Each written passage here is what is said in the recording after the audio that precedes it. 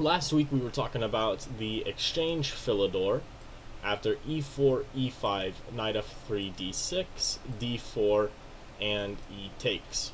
So we talked all about these lines last week, but I do want to dedicate a night to what we're going to talk about this evening are the Hanham and Lion variations, which have a different kind of nature than the exchange. I think the exchange is probably better than the Lion, but I do want to make sure we cover them because there are some very aggressive and interesting plans for black that we will take a look at here. I guess first we will start with the Black Lion. So for those of you who do not know, there is another move order you can take to reach Philidor type positions, and it's after e4, black plays d6 first, and now white normally plays d4. If your opponent's giving you the center, you might as well take it. And now after d4, there's knight f6 and knight c3, and rather than g6, which would lead to a Pirc, black plays knight b to d7. Now, there is a very distinct difference between knight to d7 and pawn to e5, and it's mainly this move here, pawn takes e5. After pawn takes and pawn takes, white can trade queens and black forfeits the right to castle. Now, I'm not saying this is horrible for black. This position is actually very playable for both sides. But I think black can do better. Why trade off the queens and get a very equal endgame when you can still develop your pieces and have a totally fine position? So I'm going to recommend knight b to d7 just to keep your chances, not go into some drawish endgame where white is slightly better just because they can castle and bring their rook in a little bit faster. So after knight to d7, there are three options for white here. There is g4, f4, and knight f3. Now g4, I couldn't find much material on it, so I don't have any lines past this, but I would say this is a real move, so if you're black and you see this, don't think it's garbage. It is some kind of Gambit line reminiscent of the Shirov attack, which we'll get into later.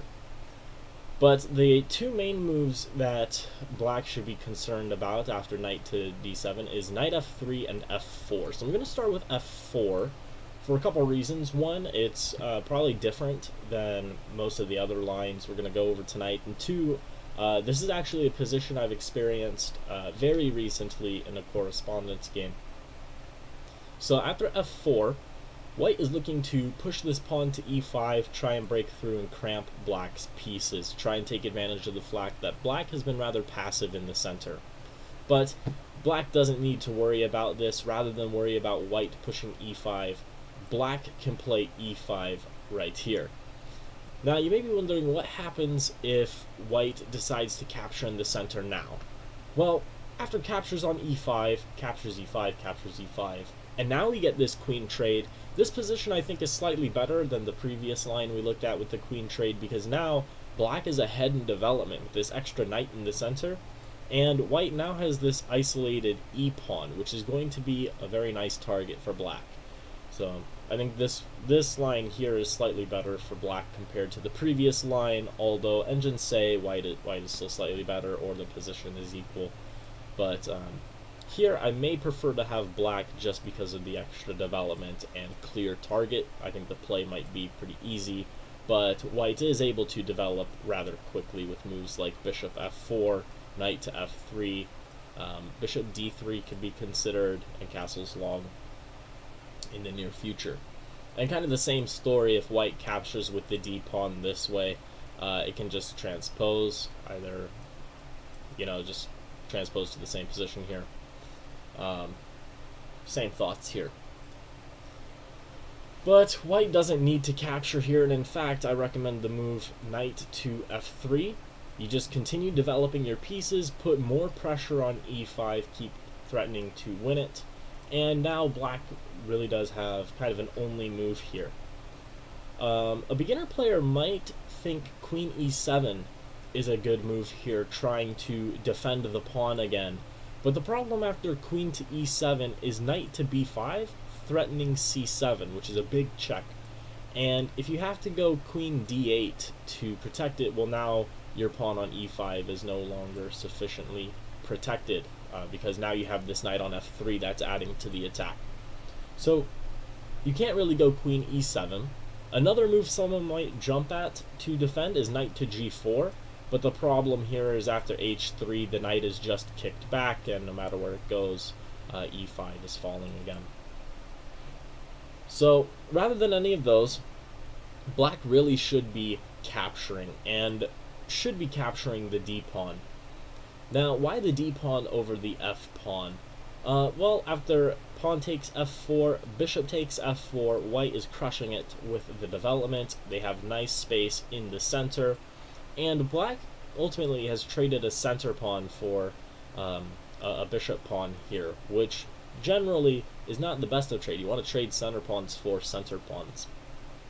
And now e5 will come, with the bishop adding to the control of e5. So I think if you're trying to stick to the plans for both sides here, black should capture on d4. Now I want to give it a little second here and ask you guys which way you would recapture on d4. Would you recapture with the knight on f3, or would you recapture with the queen on d1?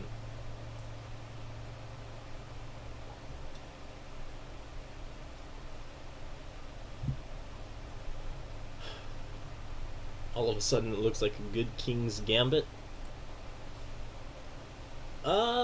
Maybe. I don't know much about the king's gambit, so I can't speak about it.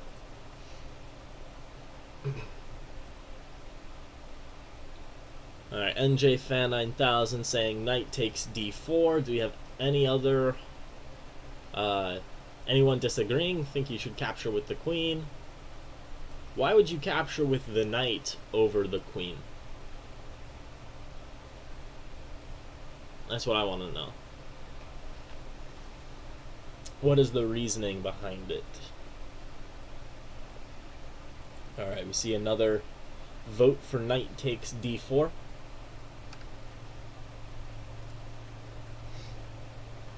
Montgomery is saying queen takes d4, but I want to see some reasons why. I don't want to see just the move. I want to see some arguments for why knight captures or queen captures is better. So Zalem is saying knight because queen should not be moved out early. Now, how much are you actually thinking about that general opening principle? After all, it's a general principle, it's not a rule. NJ Fan, if you capture with the queen, then pawn to c5 attacks the queen and loses a tempo, might be a fair argument. So everyone's saying pawn to c5 and there's a tempo loss. Let's investigate. So first we'll take a look at queen takes, and everyone's saying you shouldn't move the queen out too early. Now the reason people say this, your first chess coach probably has said this, is because your queen can be attacked early with moves like knight to c6 or bishop to c5. Currently, neither of those options exist, and if black plays pawn to c5 here, well, this is no problem for white. White just retreats the queen, and now d6 is going to be a structural weakness. You're going to get this backwards d pawn where it's really not going to be good for black. The only pieces able to defend it are the bishop and the queen. Maybe you can get a knight defending it later, but something like bishop to e3 and castles long, you're going to have a lot of pressure on this pawn very early on. Not to mention, e5 is just going to hit it right away, and with white wanting to break with e5 anyway, this is rather good for white. So I don't think those reasons that were given in the chat are entirely accurate as for why you shouldn't take with the queen. Now, we have some people saying knight takes d4, but let's think about it. After knight takes d4, what is white's plan? I see a lot of people talking about how knight takes d4 is thematic in many openings. That is very true. In the Sicilians, you normally take on d4 with the knight, unless you're playing the check over, which we've covered on the channel a couple weeks ago. But I want to ask you what you're actually doing next. Because to me it's not entirely clear. Maybe your knight is looking to go to f5, but black can just stop it with a quick g6. So what are you doing? Zalem is saying bishop to e2, bishop to e3, queen d2, and castles long. So you're really just going for this Sicilian setup, huh? Kind of like a Yugoslav attack, but with the pawn on f4 instead. Unfortunately, this does not go with the most accurate plan for white here. Remember, white is wanting to break with e5. And if you capture with the knight on d4, this does not help your plan. And in fact, after g6, the best move for white is to move the knight back to f3 to play e5 anyway. So, are you really okay spending a tempo with the knight just to move it back to play with your plan? And in fact, after bishop to g7 by black, this is a very, very playable move. I guess currently black has e5, or sorry, white has e5, but it doesn't seem to be a big deal for black after captures queen e7, and here the only move for white to keep any advantage is queen to e2, followed by knight to g4. Now, this is a playable line, but it's definitely not easy to find these moves, rather unnatural if you ask me, and you'll only know these moves if you've prepped. So, if your plan is to break with e5, it would make a lot more sense to capture with the queen, because now your knight is still controlling e5, and your queen is now adding to the control of e5. And like I said, after c5 and something like queen to d3 or even d2, doesn't really matter which one. I think d3 is probably a bit better. You can develop this bishop and castle queenside early, but point is, this pawn right here is backwards. It's going to be a huge weakness for black in the long run. And in fact, I'm running the engine here off to the side, and this position currently is plus 2.3 with Stockfish 13 on depth 30. So I'm just saying, if you want to fight the engine evaluation, go right ahead, but something like knight b5 and castles long, it's going to be really hard to protect this pawn. So, after queen takes d4, best move for black is to go c6. Is all I'm saying. Why e5 early, though? Makes black uncramped and frees up his development. Does it really free up his development? Let's take a look at this.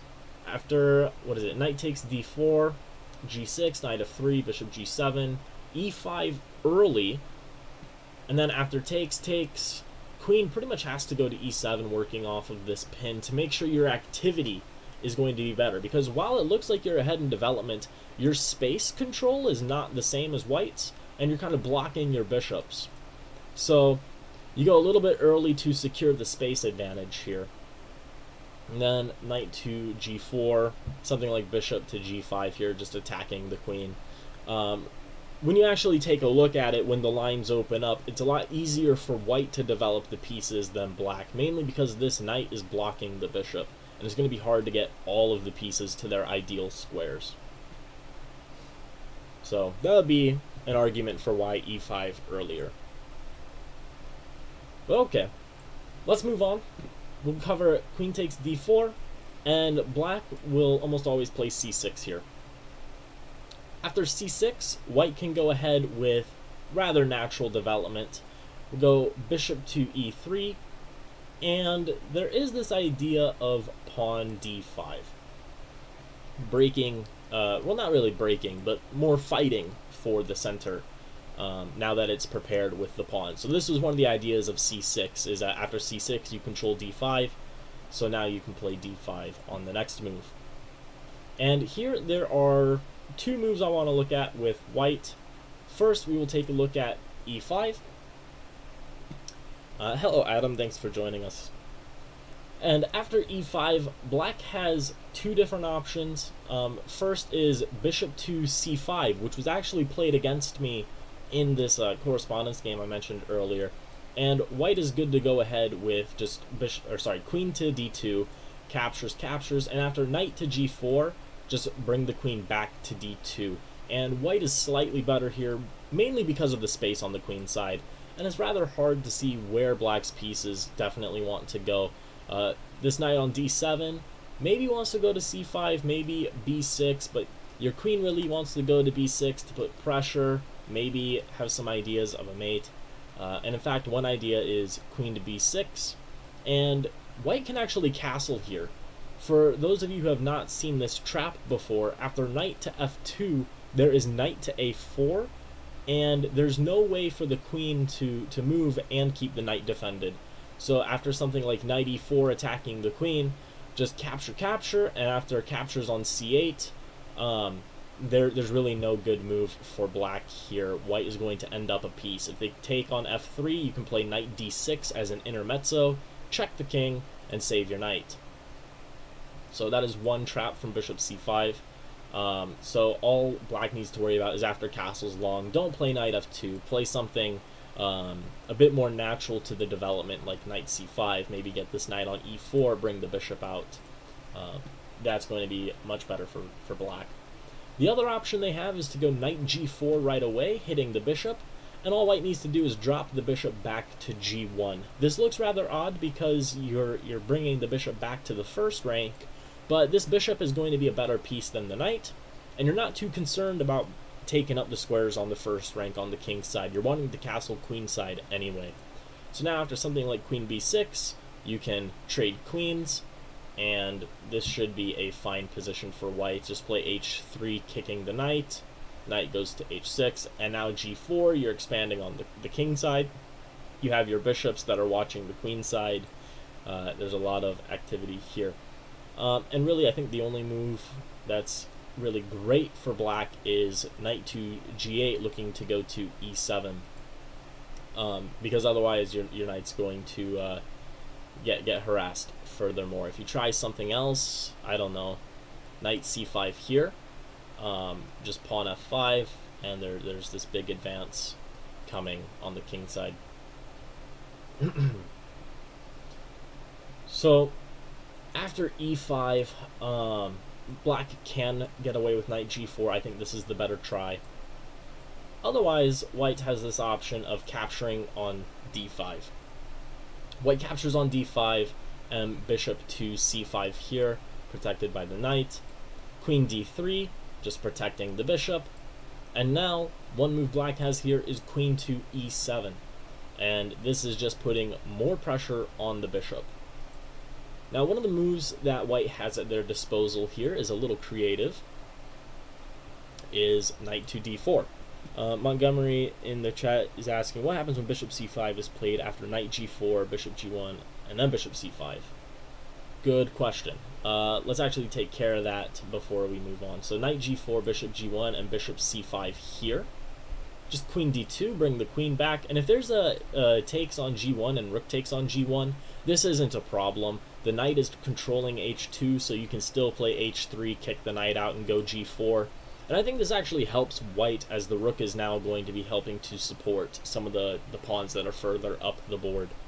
So hopefully that answers your question. I guess queen b6 is a move you need to worry about here, because there is this what looks to be a fork, but remember, your knight on f3 is doing a very good job controlling stuff. You just go knight a4 to attack the queen, protect the pawn, and there's no square for the queen to go to harass the knight. So queen to e3 is probably their best move, and trade the queens, and you're doing fine here. Just continue with your development. I don't see any problems for white. Now, I'm not saying white is fantastically better, but there are no obvious problems. But very good question. Okay, so takes on d5, bishop c5, queen d3, queen e7, and the creative knight d4. There's two moves for black here. One I thought was very interesting was knight to b6, and this is sacrificing a pawn on c6, and black is really looking to generate piece activity. The engines aren't a big fan of this, but it seems to me that in human practice, black is doing fine here.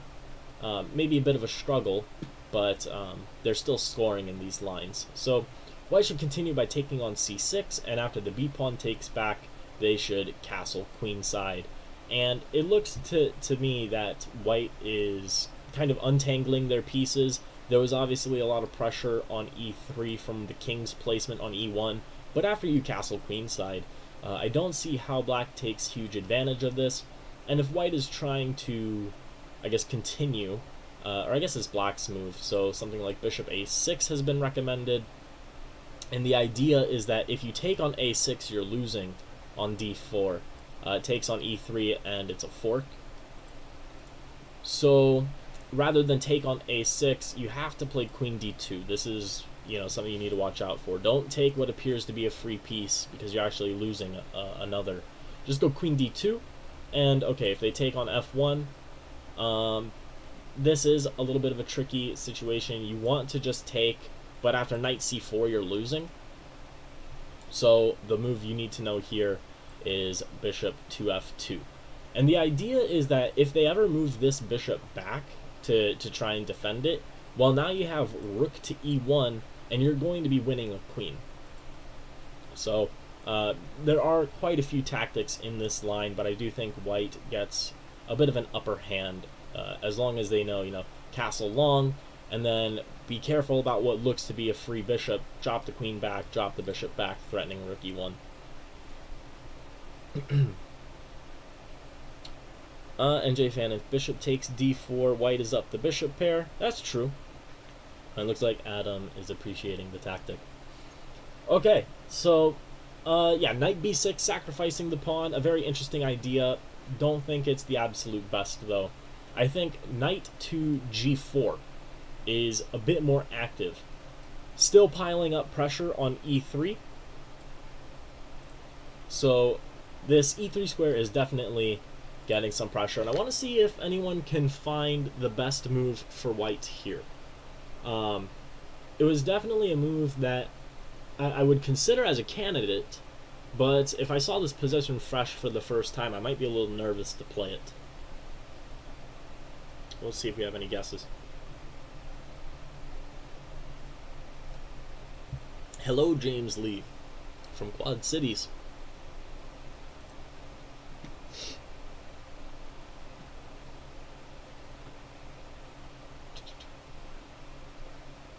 Knight f5. Alright, Montgomery in the chat has suggested knight f5, and this is the move here. Knight f5 is attacking the queen, simultaneously defending e3 another time. Now, it looks like e3 isn't protected enough. You only have 2 defenders, and there are 3 attackers. But again, the big thing here is that you are also attacking the queen. You're also threatening knight g7 takes with check, which is a resource you may be able to use later. Now, knight d to e5 is a move here, a very strange looking move, attacking the queen and putting itself in the way of being captured by the pawn. Now here, I think white's best continuation is to take on e7 and trade the queens off, and now after bishop takes knight, knight takes bishop, there is knight takes bishop on c8, rook takes c8, and now d takes c6, rook takes c6, and you're entering this rather even position. We see pawn g3 kind of building the pawn chain here. We see castles from black, king e2, and bishop d4. It's just an example of how this line can go. And I think that this is a rather good try from black. Their pieces are definitely, they're developed, and white still needs to get their rooks in the center, but I think black's pieces are missing a little bit of coordination here, and it's a little hard to see exactly how they get the attack through, but I'm imagining this rook is going to come to c8 or over to d8 or e8.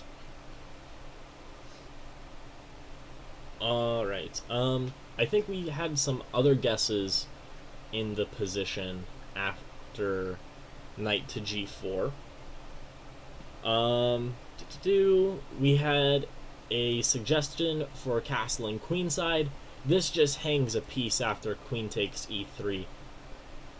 And then bishop to b5, pinning the rook. I'm assuming that's in reference to a different position. I'm assuming that is after this. So if you go bishop to b5, pinning the rook here, there's knight c2. So you're actually losing a pawn here because they're going to get the exchange back on a1. But that's a good question as well. Seems like an obvious tactic, but your bishop does have a role defending. So if you want to try that, maybe you can try king d2. They castle, but I mean, like, after the castle, you don't have a pin anymore. So definitely need to watch out for black's counter tactics. Black definitely has a lot of tricks they can play for in these lines. But I would say I am a big fan of both sides. Definitely stuff to play for. But that kind of covers the main line of the Black Lion, of the anti-Philidor, rather. This is not the Black Lion, this is the anti-Philidor with f4. With that being said, let's move into the Black Lion with knight to f3. Hopefully there aren't too many questions about the f4 lines anymore, but I do want to make sure we're still moving along here. Knight to f3. And now pawn to e5, and this is what we know as the lion. So after e5, white's best move is probably bishop to c4, one of the most popular moves here. I guess another move here is g4 with the Shirov Gambit, which I guess I'll cover real briefly here. Knight takes g4, rook g1, and there's a sacrifice of a pawn.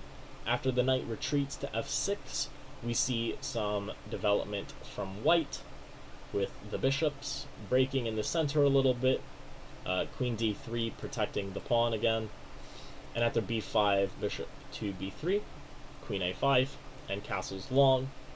White does have a lot of development, whereas black is struggling a little bit with the bishops, but bishop a6 here is fine, knight d2, rook to d8, and now queen f1.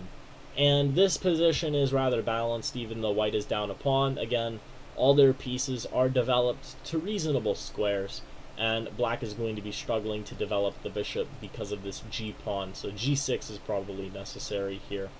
And now the queen will move to the king side and help attack over here. But definitely an interesting line. Again, a little hard to find theory on some of these, but I do want to just expose you guys to these lines, that they do exist and can be worth a shot. But okay, the main move is bishop to c4, and black will normally go bishop to e7. We see castles by white. I guess knight g5 is another move here, but I think after castles is going to be fine. So okay, castles from white, and c6. The other move here is black castling in this line, and then we see rook e1, c6, a4, b6, bishop to a2, and a6. So some of these moves may look weird from black, but really all that's happening here is they are bringing the pawns up to be rather flexible, and they can control which break they want to go for. Something kind of like, kind of reminds me of a hedgehog, how you have pawns on a6, b6, d6, and e6. A little different here, but this is what's happening on the black side, is that white isn't making many threats, so they're just advancing their pawns, kind of controlling the queen side here. But okay, again, c6, and white has this move, a4.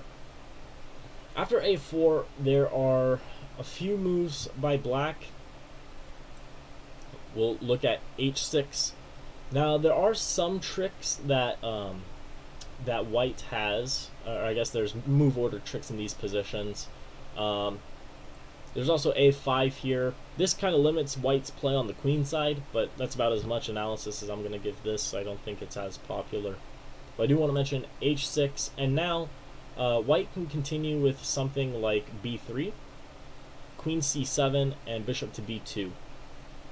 And in the lion, black will normally want to play something like g5, bring the knight to f8, and to g6. But if the bishop is here on b2 on the queen side, you don't really want to be playing g5. This will open yourself up to some tactics that can hurt you. Rook to e1 is a good move here, and let's say black continues with this plan of knight f8. here white is already winning after d takes e5, and then if they take back, there is knight to e5 captures, and if the queen takes, knight d5, and after knight d5, there's really no great spot for the queen. If you try going to d6, knight takes f6. If bishop takes, then queen takes the queen. If queen takes, you lose the queen to the bishop. So after knight d5, f6 is falling, or the queen is going to be captured. So let's say after queen b2, this is already mate in 1. So lots of traps black can fall for in these lines. So you want to be careful of the move order. After a4, you do want to go queen c7 first. And now white will normally play h3. This is kind of to keep the knights out. And black will play h6. If black tries to play knight f8 a little too soon, he's met with knight g5. And this puts the attack on f7, and there's no great way to defend it. So to avoid all of this, black should just play h6 right away. Bishop to e3, and now knight f8, and g5 is also has been played here, but according to at least Grandmaster Simon Williams, who has a little preview of his course on YouTube, he thinks knight f8 is a little bit more flexible here, and I have to agree. If you play g5, you can open yourself up to some move order tricks that we just looked at. And after knight to f8, sometimes it can be unclear if you want to play g5 now or later. For instance, sometimes it can be better to go knight g6 and then f4 and then g5, particularly if, let's say, they go b3 and now knight f8, bishop to b2. Well, now knight g6 is actually faster. This looks faster to get to knight f4 because they can't capture on f4 with the bishop. And then let's say you go knight f4 in the future, and then they bring the bishop back. Well, then you can play g5 and support the knight. So okay, bishop to e3, knight f8, rook e1, and in this particular instance, g5 I guess could be played, maybe not, because of this tactic here. This still exists if the bishop is on e3 as well. So knight takes e5, and if they take bishop d4 now, and if something like queen to d6, well, e5 is a 4 right away. So here, I think this move order is not correct with g5. I think you had to go knight g6 and then forward. But this was one of the traps black can fall for. Sorry, my notes are a little out of order here. Was rushing a little bit last night to get them, so I do apologize. But I guess that's kind of a overview of the lion here. I'm trying to see if I can find a better move order, but it looks like I have not put in the main order here. But something like yeah, h3, h6 is fine. I think everything here is fine. I think it's just g5. There is this little tactical shot, so you should go knight g6 first. But really, if the bishop is not on e3 or b2, I think playing g5 first is fine. Okay, what else is happening in this opening? I think that covers the lion and the Shirov Gambit, and it also covers the anti-Philidor. And that's all the lines you can really expect from d6. There are some other sidelines that black should be aware of before they start playing it in tournaments, probably. But now we're going to move on back to this e5 move order. So e5, knight f3, d6, d4. And now we're going to cover knight to d7 here, and this is the Hanham variation. And I think this is like the last major variation.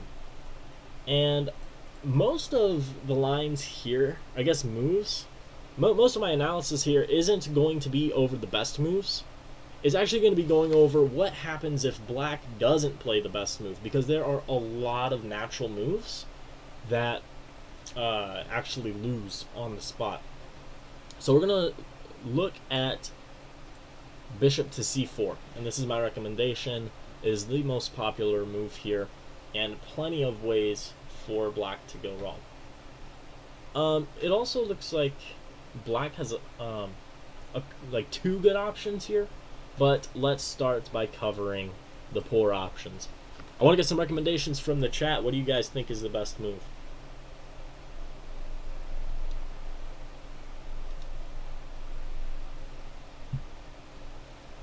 After bishop c4, how does black continue?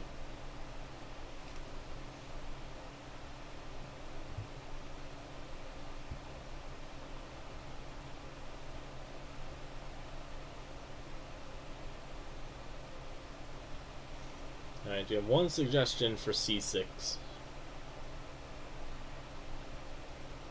Two suggestions. Why bishop c4? Why not?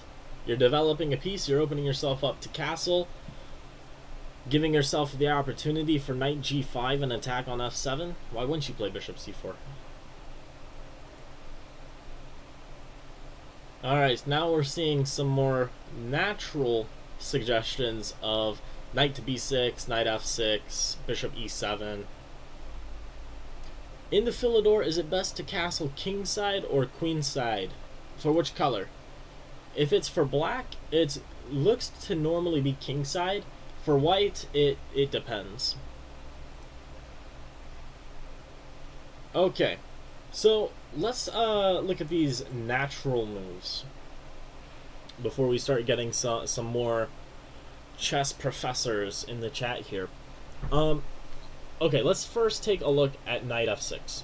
Knight g to f6 looks very natural. Putting pressure on e4 looks like the way to go, but this just unfortunately is not the case. You take on e5, and now if their pawn takes, knight to g5, and there's no way to stop either piece from taking on f7. So that refutes at least the pawn captures. Now what if the knight captures here? Is knight captures e5, knight captures e5, de5, and there's a tactical shot here that white has with bishop to f7. Now the big idea here is if black takes, it looks like you're winning a queen, but don't get your hopes too high here. You are not winning the queen, you're rather just winning this pawn on f7, because there is bishop to b4 check. The queen drops back to d2 because the rook over here is attacking it. So you drop back to d2, and after bishop takes, knight takes d2, or yeah, bishop d2 doesn't actually work here because e4 hangs, and now black is starting to get some counterplay and their material back. So just knight takes d2, protect e4, play f3, and then move the knight away. White is going to have a better game here. So knight g to f6 does not quite work. So sorry for those who thought of that move. There's also the idea of bishop to e7, which falls for something very similar. Captures on e5, and now if pawn captures, queen d5. Threatening mate, and there's no good way to stop it. If you go knight h6 trying to stop it, there's bishop h6, and if you take the bishop, then you are checkmated. So you can't take the bishop, you have to castle, you're already down a piece, so now bishop to e3, white's up a piece, and should expect to win the game. Okay. If you take, and then, I actually just covered this, yeah, if knight takes, I guess after knight takes is, I didn't cover this line. Rather than queen d5, where a queen trade can occur, queen h5 is the refutation. And now after g6, there's queen takes e5 hitting the rook, knight to f6, and now bishop h6 is going to win you the game, with the threat of bishop g7 forking, because after like bishop g7, rook g8, the bishop can take on f6, and the knight's actually just hanging. The the bishop is pinned to the king. So here, black has tried rook to g8, but with everything kind of pinned, black no longer being able to castle kingside, this is not looking too great for black. You can just continue with knight c3. You can bring a rook to d1, castle. All your pieces are in the game. You're attacking. Black's pieces are pinned. I don't think I need to explain further. Okay. We're getting a question after bishop to b4, why not c3? In which line? Was there bishop to b4 in knight f6? Yes. Well, if you go c3, they take on d8, and yes, you get the bishop, but your pawn structure is a little ruined, and e4 hangs. So you need to go queen to d2. It's very important that you get your knight to be able to protect the pawn. So this is why you don't go c3.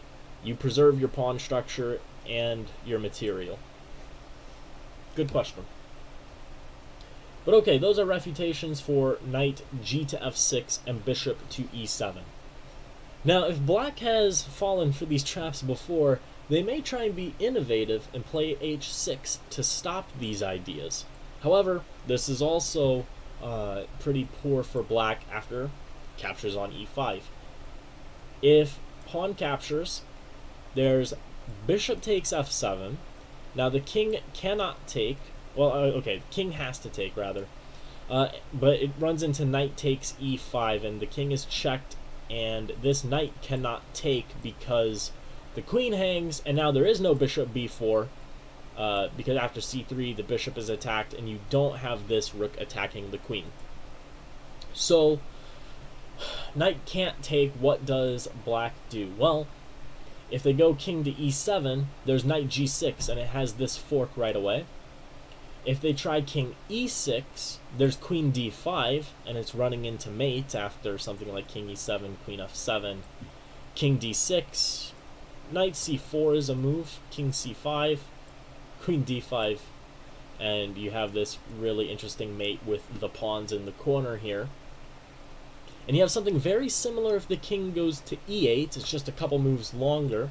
There's already forced mate in 7, and if you don't play this, the position is considered equal. But the best move is queen h5. After g6, you take. They move the king to e7, queen f7, king d6, knight c4, and again, you chase this king down to your corner, and you can play either c3 or a3, both are mate in 2. And let's see, I guess the only other move here is king to f6. So after king to f6, there's this very interesting second piece sacrifice with knight c3. If the king takes the knight, this is disaster. Queen d5, king goes to f6, only move, and now queen to f5, forcing the king to e7. Now the only move you have here is knight d5 check, forcing the king to d6. If he goes back here, then this is just mate after queen g6. So be aware that this is a mate. Don't see king e8 and freak yourself out. This is mate right here. So king d7, and now you bring another piece into the game. Bishop f4 check, king c6, queen e6, forcing bishop to d6, and now the only winning move here, knight to b4 check. The bishop cannot take because it's pinned. Now, no matter where the king goes, white is going to have a winning advantage, and in most cases, a mate.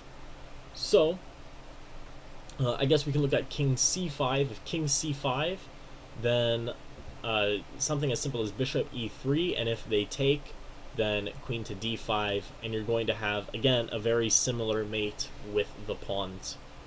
The only try they really have after knight to b4 is king b6, but bishop takes, and then, okay, if you take back, queen takes d6, this is not looking good for the home team. King a5, knight d5, and you're already running into very big problems.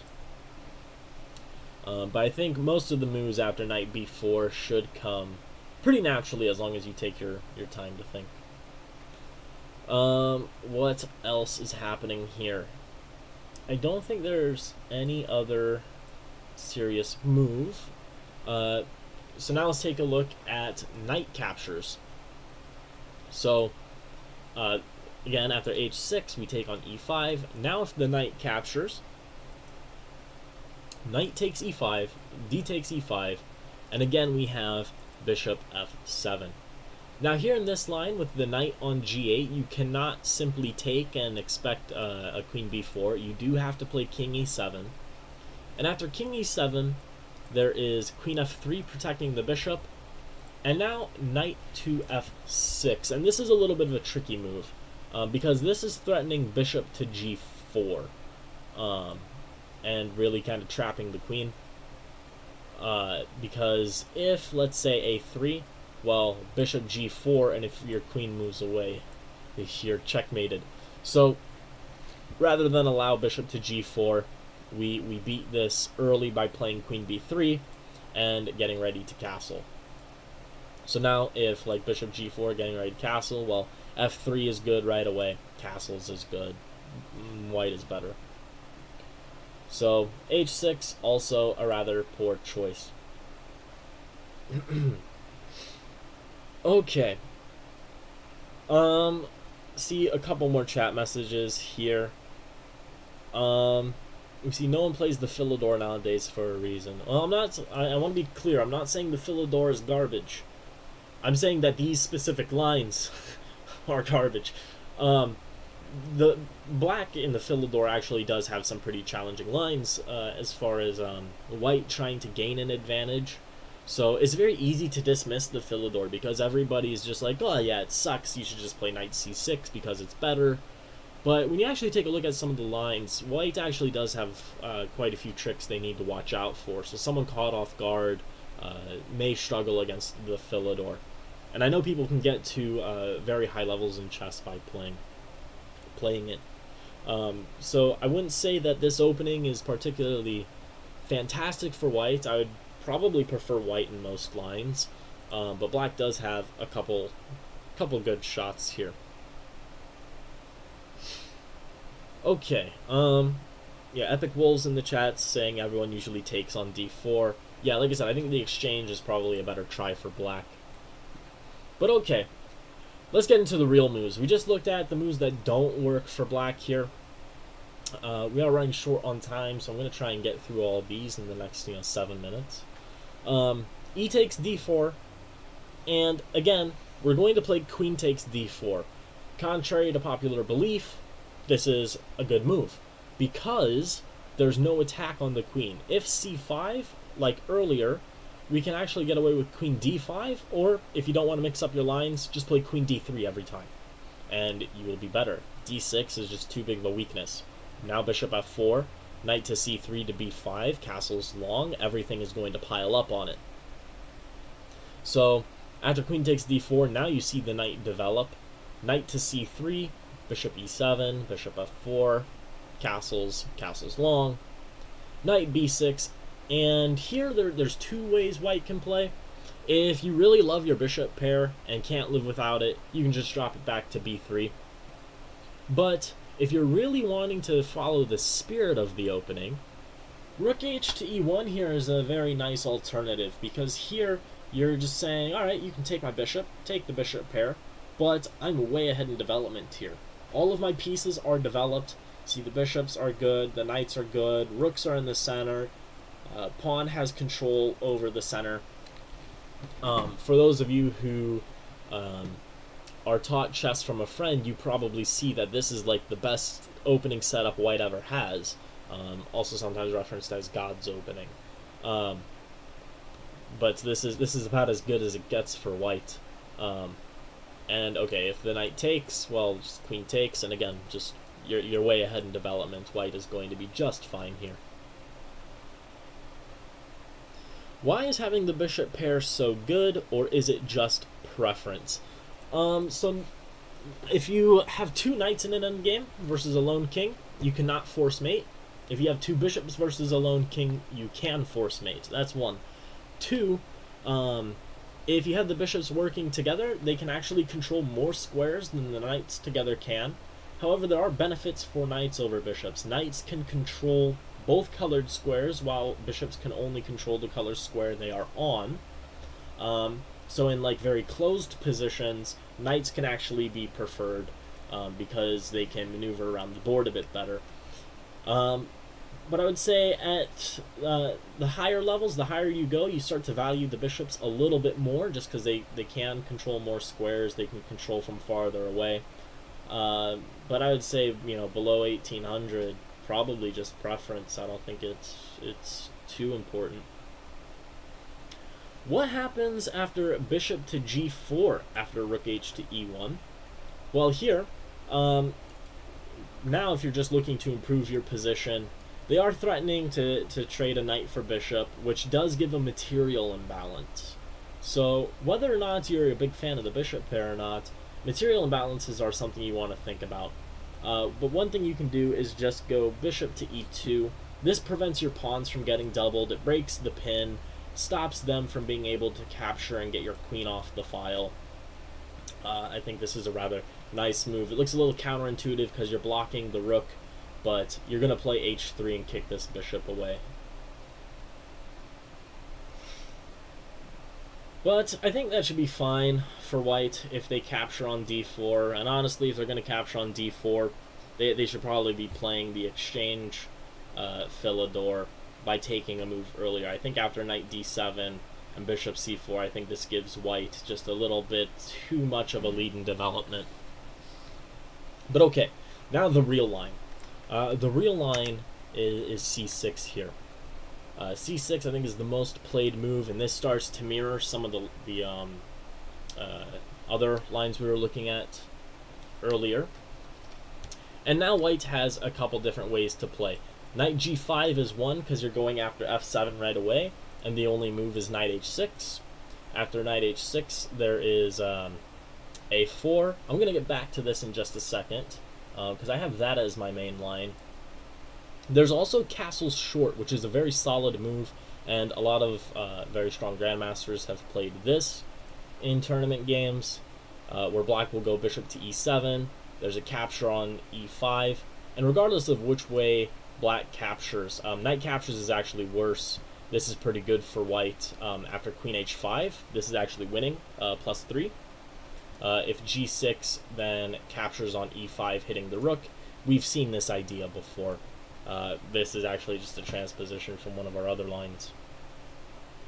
And then, if you don't want to castle short, then there is, what is it?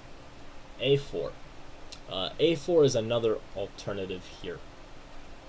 But I'm going to stick with knight g5 as another line you can play. And then knight h6, again, only move. And now a4. Bishop e7, and bishop e7 is actually a blunder here. Bishop e7 is not the best move for black. The best move is actually to play e takes. There's also another idea of queen f6 that I'll cover, but I do want to cover bishop e7. So this is another one of those like natural looking moves that's actually pretty bad. There's a tactic of bishop f7, knight f7, and then knight to e6, hitting the queen.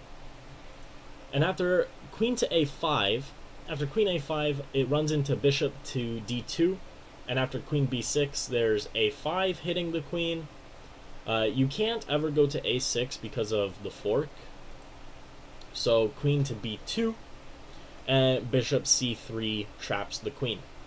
The other line they have is after knight e6 going to b6, but this is still losing. After a5, again, they can never go to a6 because of the fork. Queen b4 check, c3, and, queen c4. And sometimes black may think they're getting away with this, but there's this very, very nice move, knight to c7 check. I don't know who's saying I'm only 1,000 rated, but that's not correct. But okay, sorry, I was just got distracted by the comments section there. But okay, after knight c6 check, king d8, looking like it's going to win the knight. The blowout move is pawn b3, and the queen actually is trapped. The knight is controlling This diagonal the queen can get out, is controlling this diagonal, and the queen can't move laterally because of the pawns. So queen is trapped here. And this is all pretty much forced after bishop to e7. So rather than bishop e7, you can try queen f6. After queen f6, white can continue pawn c3, just reinforcing the pawn. And now after bishop to e7, you can castle short. And I think white is still doing fine here. Black can castle. And then it's +1 here for white. But I think it's just pretty good because this knight on d7 looks a little awkwardly placed, and this bishop is struggling to develop early. So, okay, I think the best move for black here is just pawn takes d4, and we're going to go with queen takes d4. In most of these lines, queen takes d4 is completely fine and probably the best move. It does help this plan of playing e5. And there's no way for them to really attack the queen. If they try like queen b6, you know, you can play bishop e3 and hope for a trade. That should be fine for white. But, I mean, there's no big problems black can pose. This position is pretty passive for black. Knight e5 is the best move here, hitting the bishop. And now you just castle. And if they take, I mean, you can take with the queen, and this is an equal position here. But we are running a little bit over. I want to make sure we still have some time for questions. And see if there's any lines that anybody has any dying questions about before we move over to Twitch.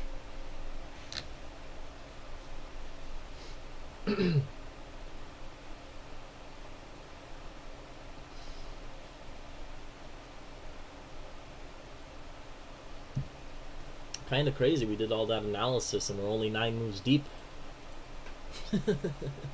What's my Twitter? I don't have a Twitter. I stay off of Twitter.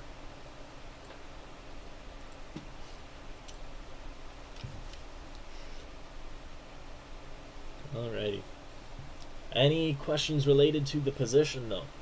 Any questions about the Philidor? Any major lines that I missed over the last 2 lectures? I want to make sure I don't have to give a third, but if there are important lines, I want to make sure we can get them out. But I think we covered all the main lines here.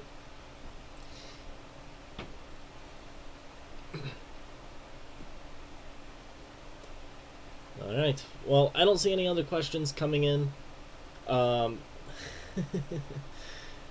Sorry, Ramon, that you just entered, and we're wrapping up. But if you're still interested in a chess lecture, we're about to move over to Twitch, where we're going to be going through the next 3 rounds of the winner's circle with Vasily Smyslov and the 1953 candidates.